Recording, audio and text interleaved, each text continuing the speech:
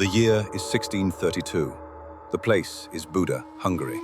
Ottoman Janissaries, with rough movements, bound the Hungarian nobleman Miklos, accused of rebellion, to the rack. The moment the chains touched his skin, his shoulder joints strained.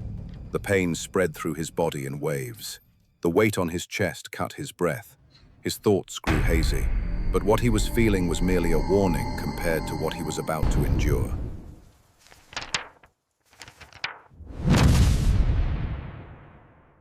Buda, one of the Ottoman Empire's most advanced outposts in Europe, was not only a military base, but also the silent capital of fear. In the dungeons hidden beneath the city, all sorts of tortures were applied to both resistance fighters and spies for centuries. According to rumors, interrogations lasting for days took place in these stone rooms, and the screams of the prisoners mingled with the sound of the Danube at night. The prayers carved into the damp walls were the echo of despair. Some historians describe the torture devices used in these dungeons as cruel enough to rival the methods of the European Inquisition. One of the most terrifying corners of the Buda dungeons was the rack room, spoken of in whispers by the public. This device, constructed of wood and equipped with iron ropes and gears, would slowly stretch the prisoner with their arms tied behind their back, first shattering the bones in the legs, then the arms, and finally the shoulder joints. During the hours-long pulls, the bones would feel intense pressure, as if about to be dislocated. The pain would spread in waves from the muscles to the brain. The Ottoman Janissaries would apply harsher pulls with every step, and confessions would be forcibly extracted, while the prisoners' groans echoed off the stone walls of the Room of Fear. The rumors of this fear room caused panic among the public and led to the Ottoman rule in the region by fear. The creaking of the chains echoed in the same rhythm as Miklos's muffled breath. In the middle of the dungeon, the rack, that bone-grinding torture device fixed to the damp stone floor, awaited him. As two executioners oiled the rusty gears, the clanging of the metal was like a preparation song for death. Miklos's wrists were tied to the wood with thick leather straps, his ankles to the ropes at the ends of the gears. One of the Janissaries slowly began to turn the handle. At the first turn, his muscles tensed. At the second, the bones in his legs cracked.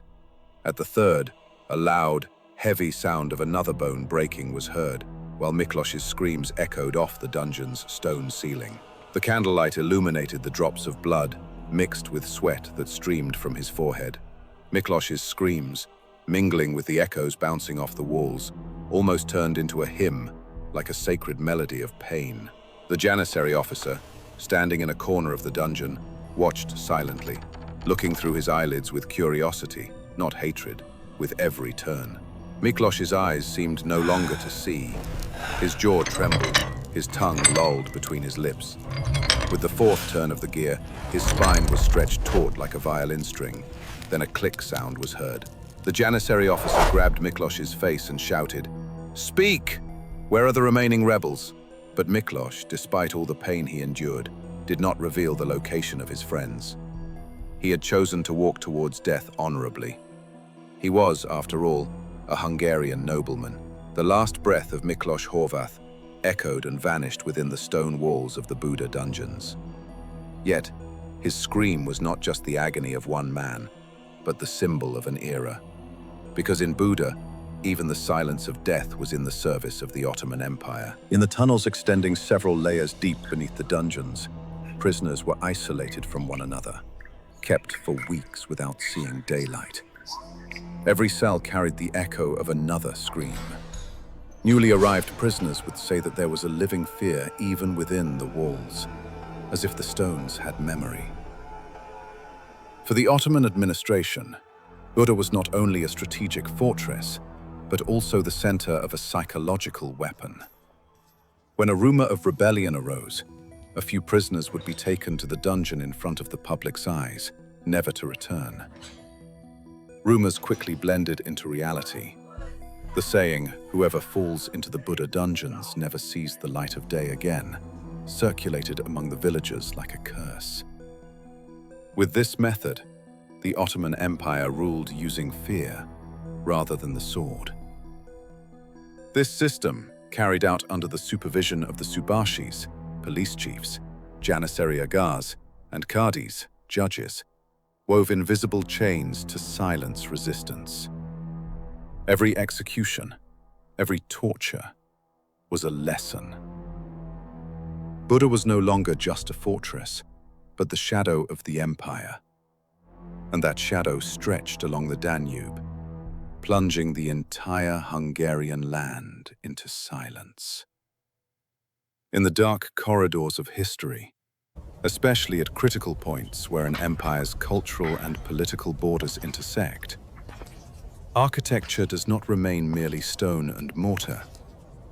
It simultaneously transforms into a symbol of power, even an instrument of horror. The Buda dungeons in this castle city rising on the bank of the Danube River were the embodiment of the Ottoman psychological warfare apparatus. This dungeon complex, extending deep beneath the ramparts of Buda Castle, was neither merely a prison nor randomly carved caves.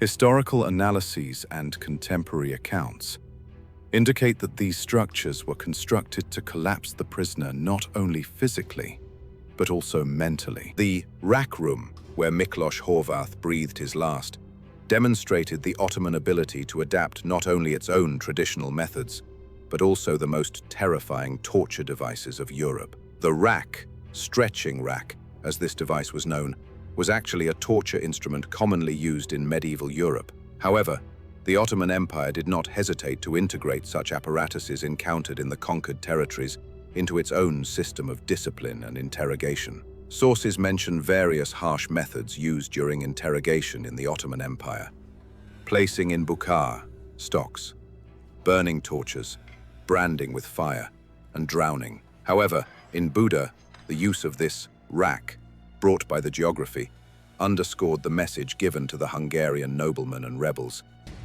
neither your European allies nor your own honor can help you. Beyond this strong military presence, the Ottoman Empire implemented a deep psychological management strategy in Buda. The castle was a center that controlled not only the flow of the Danube River, but also the minds of the regional populace. The horror experienced in the dungeons was fueled by rumors, almost fabricated, spread personally by Janissary officers. Thus, Buda ceased to be a simple border fortress and became an invisible shadow that spread across the entire Hungarian land. This shadow was an open threat not only to those within the borders of Hungary, but also to Western Europe. For centuries, the Ottomans had constantly instilled fear in Europe, both through conquests on land and naval power in the Mediterranean. So much so that this fear and the horror stories seeping from the Buda dungeons profoundly affected the collective psychology of the people. Now, every spring, a single question, emerging with the rumors, hung like a nightmare over European cities. Which European city will the Ottoman Empire campaign against this year? This strategy, sending fear before the sword and rumor before the army, was the sharpest example of a masterful art of psychological domination that ensured resistance withered before it could even blossom. The tunnels carved into the underground layers of Buda Castle functioned not only as a prison, but also as the Ottoman Empire's intelligence center in Central Europe. The dungeon was a merciless interrogation laboratory, designed to find and cut the capillaries of the Hungarian resistance. Every new prisoner was a potential source of information for the Subashi, redrawing the map of the region and indicating the weak links in the nascent rebellion network. The rack room, stocks, and other methods were not merely tools of revenge, but a timed interrogation technique that compelled confession. The Subashi expected a detailed report from the jailers after every session. Every name or location information given by the prisoner was instantly reported to the Janissaries, and rebellions were suppressed before they began. The dungeons in Buda were a dark filter, using fear as a tool to distill information in its purest and most painful form. The value of the obtained intelligence depended on its speed across the vast geography of the empire. Every letter and signature penned by the Zindan Sibashi, chief jailer, immediately departed from Buda via specially trained couriers, ulaks. These couriers, using critical routes following the Danube River, would deliver the information within hours of the interrogation to Esztergom, Belgrade, and finally to the Divan-i-Humayun, Imperial Council, in Edirne or Istanbul. In light of the incoming information, the suppression of a rebellion in a village, the confiscation of a nobleman's assets, or the revision of a western border castle's defense strategy was instantly decided. This system was an organized and ruthless bureaucracy that ensured obedience through fear, while simultaneously solidifying the Ottoman dominion along the Danube through the rapid flow of intelligence. The Buda dungeons were the symbol of an empire's not only military, but also mental superiority. For the Ottoman Empire, fear was not a war tactic, but an art of governance. The prisoners were not just enemy soldiers, they were like silent statues testifying to the empire's might. Every scream echoing within those stone walls was a message reaching the courts of Europe. We are here. Buda Castle, rising on the banks of the Danube, had become not just a military base, but also the prison of the empire's soul. However, over time, this silent horror began to permeate the Ottoman Empire itself. Fear belonged to the enemy first, then it settled in the executioner's eyes, because every dungeon eventually locks in its own executioner too. The agony echoing on Buda's walls eventually crossed the borders and reached the palace corridors of Istanbul. And when Buda fell, the Ottoman Empire lost not only a fortress, but also its own shadow. That shadow continued to echo in the stone walls of Europe centuries later, as the echo of a power once thought unshakable, slowly decaying with its own darkness. The year 1686, the smoke rising above the ramparts of Buda, was the fading breath of an empire. After a 3-day siege, the Ottoman standards fell one by one. The sound of cannons tore through the stone walls of the dungeons that had been the voice of fear for centuries. The doors were broken, the chains snapped, and the Buda dungeons, the instrument of Ottoman dominance for centuries, heard the screams of their own masters this time. The newcomers were Habsburg soldiers. They descended into the depths of the dungeons. The smell of dampness, blood, and mold was still heavy. In one corner, the rusted rack still stood with all its horror.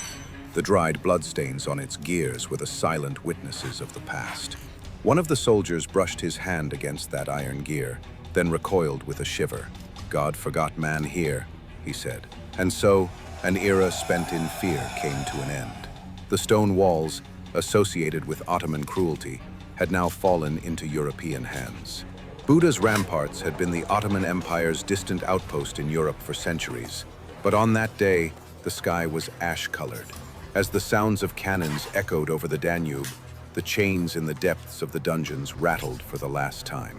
Buda had once again fallen into European hands. When the doors of the dungeons were broken one by one, the air that rushed out was the echo of centuries of trapped screams. When the Austrian soldiers entered the castle and descended into the dungeons, they found nothing but dried blood on the walls, rusty chains on the floor, and the shattered wood of the rack.